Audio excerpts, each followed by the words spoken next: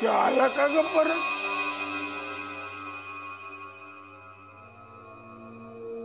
मला वाटतं तो परत आलाय. मी कुठे बाहेर जायला निघाले, तुला पचकायलाच हवं का मध्ये? आता मी कुठं काय म्हणलो?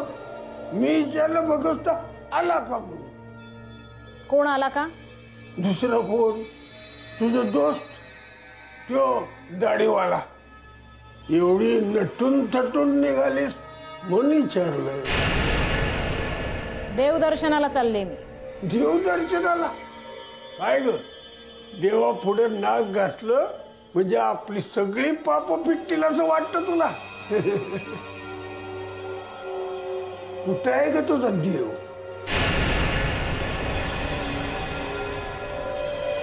शास्त्र्यांच्या घरी. 1.5 दिवसाचा गणपती येतो त्यांच्याकडे. मग माझ्या बी वतीनं हात जोड गणपती बाप्पाला. म्हणावं, या शास्त्र्यांच्या घराण्याचा नाश करायला मला शक्ती आणि बुद्धी दे. पुढल्या वर्षी परत याल तेव्हा या शास्त्राच्या घराण्यातला एक बी शास्त्री जिता नाही राहिला पाहिजे आरती ओवाळायला. गणपती बाप्पा लवकर या, गणपती बाप्पा लवकर या, गणपती बाप्पा मोरया, गणपती बाप्पा मोरया. तसंच होईल सोपान. गणपती बाप्पा मोरया, गणपती बाप्पा लवकर या, गणपती बाप्पा मोरया, गणपती बाप्पा लवकर या, गणपती बाप्पा मोरया. मोरया रे बाप्पा मोरया रे. शुभ्रा,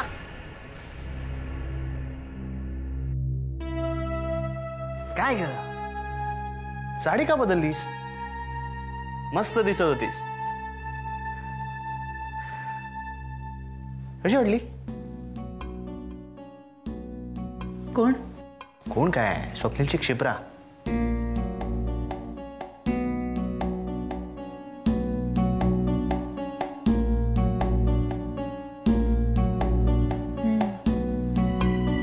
छान आहे, गोड मुलगी. एक नंबरचा छुपा रुस्तम निघाला.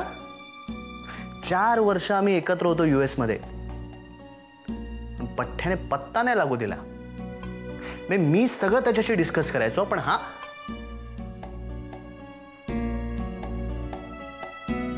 शुभ्रा काय लक्ष कुठे?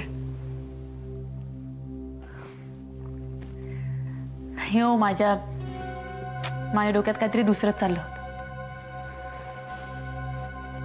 मी बाजूला असताना तुझ्या डोक्यात दुसरंच कसं ग चालू असतं? बरं, मला एक सांगा, तुम्ही गणपतीला कोणाकोणाला बोलवलंय? म्हणजे आपलं त्या बाबतीत काहीच बोलणं झालं नाही म्हणून विचारते. कोणी येणार आहे का? कोण म्हणजे सगळे आपल्या घरचेच आहेत. प्रियाच्या मैत्रिणी येतील, बाबांचे क्लासमधले कोणी मित्र असतील तर येतील. हां, अगं मी त्या इन्स्पेक्टर भोसलेंना बोलवलंय. मला वाटत नाही ते येतील म्हणून. त्यांनी आपल्याला एवढी मदत केली आहे, सो आय थॉट. मी काय म्हणत होते, आपण ते म्हणजे तुम्ही जरा डॉक्टर सामंतांना फोन कराल का? त्या दिवशी काय झालं की बोलता बोलता मी त्यांना म्हणाले की म्हणजे आमच्या घरी 1.5 दिवस गणपती असतो म्हणून, आणि त्यांना म्हणाले की तुम्ही येऊन जा. पण मी नुसतं असंच म्हणाले ना, तुम्ही जर एक फोन केला तर. म्हणजे डॉक्टरची पेशंट कोण आहे? मी.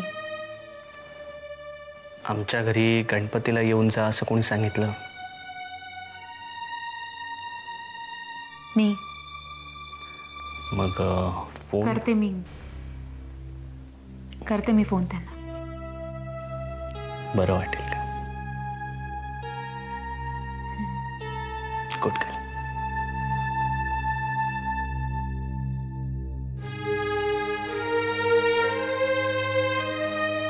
शुभ्रा,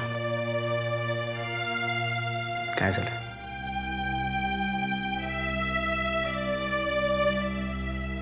काही नाही. ओके.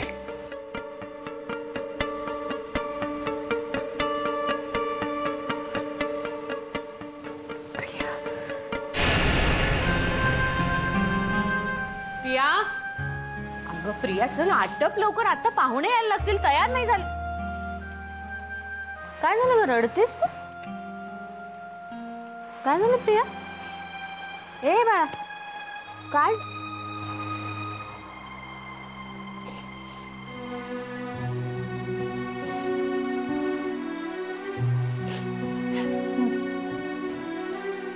निखिलची आठवण येते ना.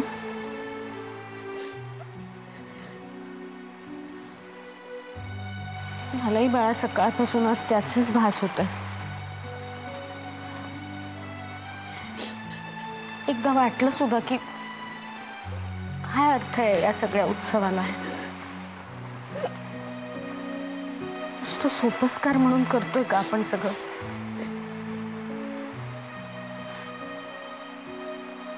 दरवर्षी केवढा दंगा असायचा ना तुमच्या दोघांचा. आरास कशी करायची, मोदक कोण जास्त खाणार, आरती कोण जोर जोरात म्हणते.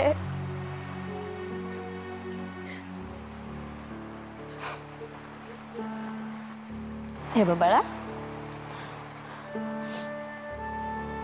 पण वेळ काही थांबत नाही ग कोणासाठी. आणि आपल्याला सुद्धा पुढे सरकायला पाहिजे.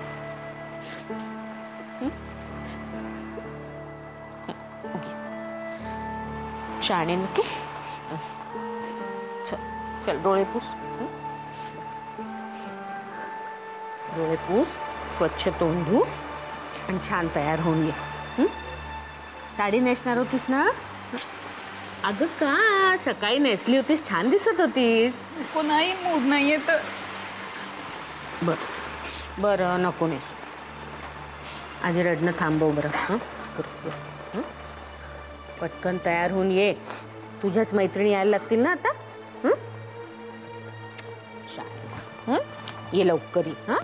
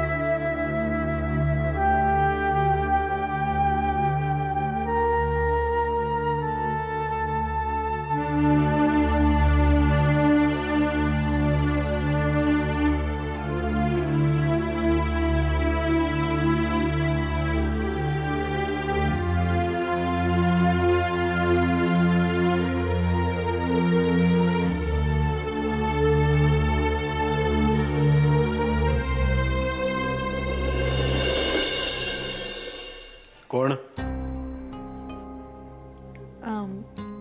डॉक्टर मी मिसेस शास्त्री बोलते. कोण? डॉक्टर सामंतच बोलताय ना? तुम्ही डॉक्टर सामंतनाच फोन लावलायत ना?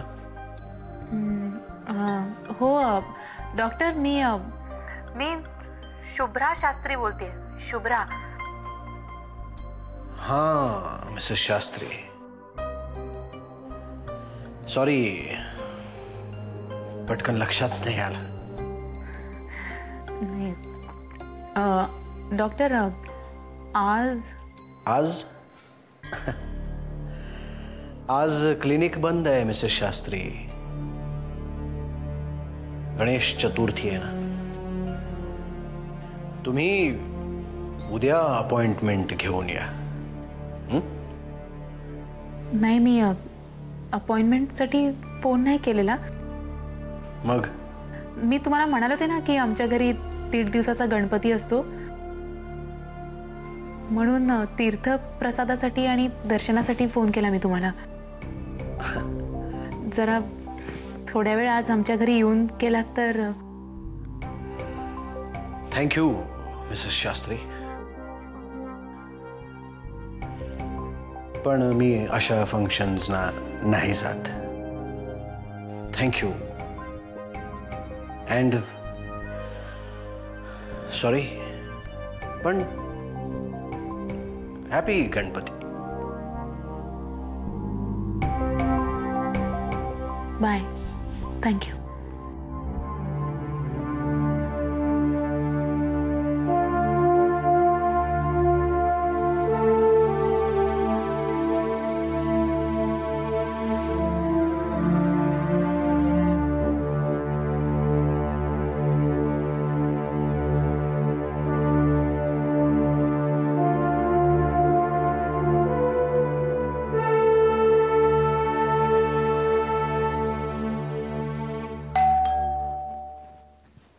अगं ये ना, बाहेर का उभी राहिलीस? ये.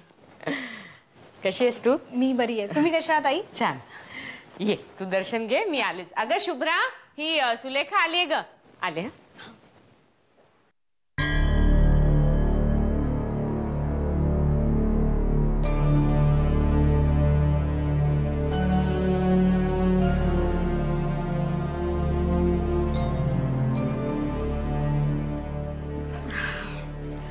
कशी आहे शुभ्रा? मी बरी आहे. तुम्ही कशा आहात? मी पण बरी. या बसा. अगं बाई, अगं तू सुलेखा ना? तरीच म्हटलं कुठेतरी बघितल्यासारखं वाटतंय, चेहरा ओळखीचा वाटतोय. म्हणजे तुमच्या आधी भेट झाली का? तू येऊन गेलेस का इथे? माई तू ओळखतेस या? अगं हो, असं काय करते? मी म्हटलं नव्हतं का 2 दिवस आपल्या घरी राहून गेली आहे ही.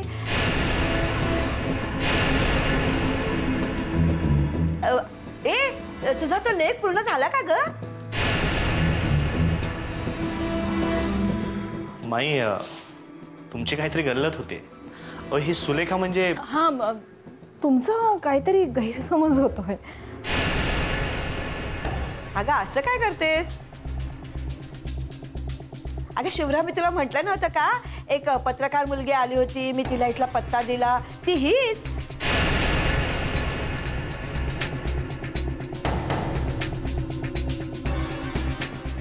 तुझा तो लेख पूर्ण झाला का ग? सुलेखा,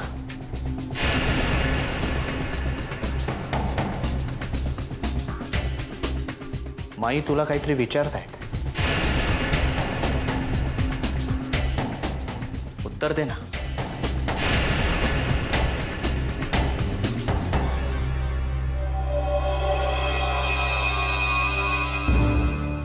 तू कधीपासून पत्रकारिता करायला लागलीस?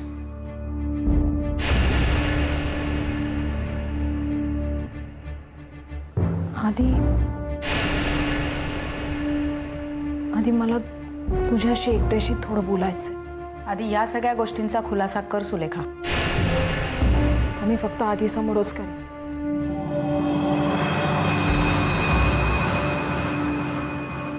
बाकी इतर कोणाशीही मला बोलायचं नाही. अगं पण सुलेखा, तू माईन. आई थांब. आपण बोलूया सुलेखा.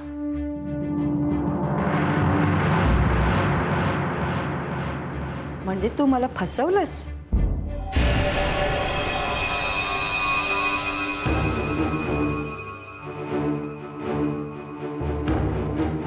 म्हणजे तू या सगळ्यांना ओळखतेस? माझ्या शुभ्राला सुद्धा ओळखतेस?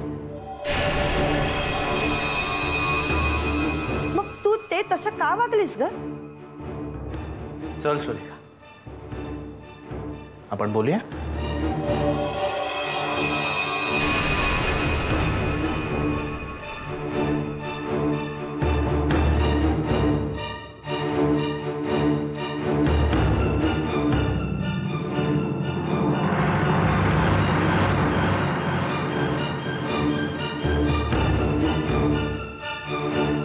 शुभ्रा, अगं हे सगळं काय चाललंय ग? माई तू शांत हो. जे काय झालं त्या तुझी काहीच चूक नाहीये. कदाचित हे व्हायचंच होतं.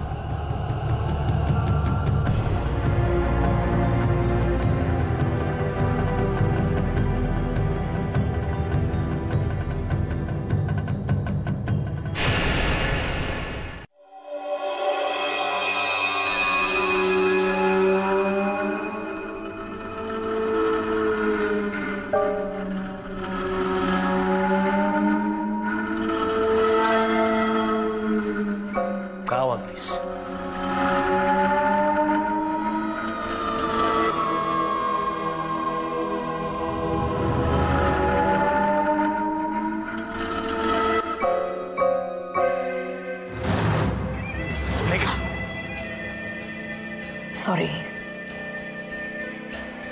सॉरी. मी विचारलं का वागलीस अशी?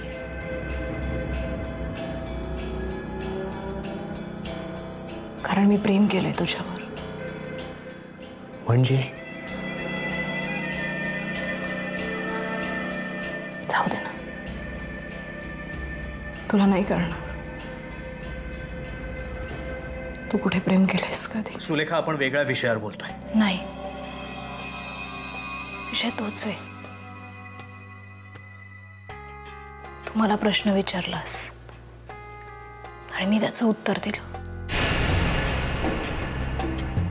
प्रेम.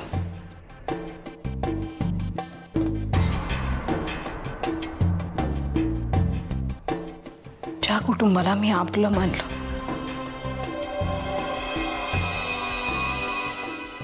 त्याच्यावर मी एवढं प्रेम केलं, ज्यानं माझा विश्वासघात. सुलेखा प्लीज, मला वाटतं आपण इकडच्या तिकडच्या विषयावर नको बोलूया. इकडचं तिकडचं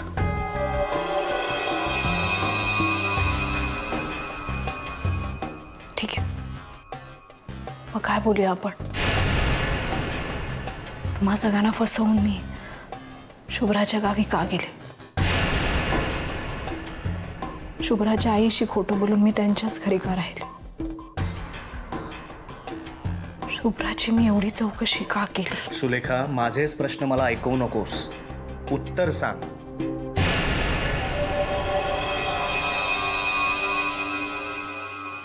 शुभ्राने म्हणे भाकीत केलं होतं की तिला निखिलचा मृत्यू दिसला होता.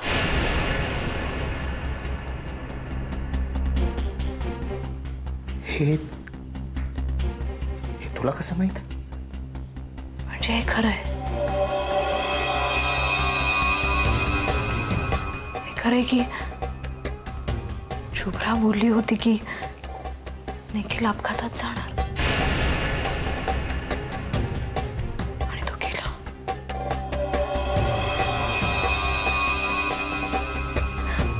आणि तुझ्या मुन्नानी माझ्याकडे बोट रोखलं, सगळ्या जगाला ओरडून सांगितलं की हिने खून केला म्हणून. त्यानंतर मी स्वतःला संपून घेण्याचाही प्रयत्न केला, पण नाही संपले. माझ्या वाट्याचं काहीतरी भोगायचं राहून गेलंय कदाचित.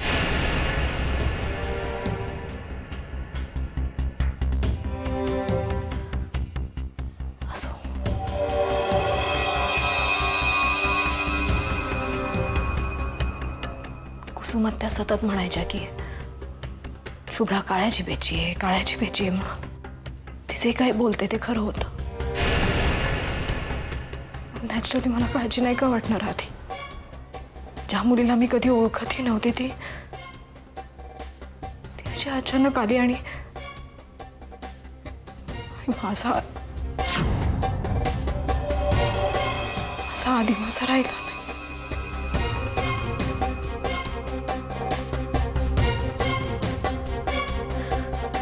ज्या कुटुंबाची ती आता सून आहे, त्या कुटुंबाचं नाव माझ्या नावापुढे लागणार होतं.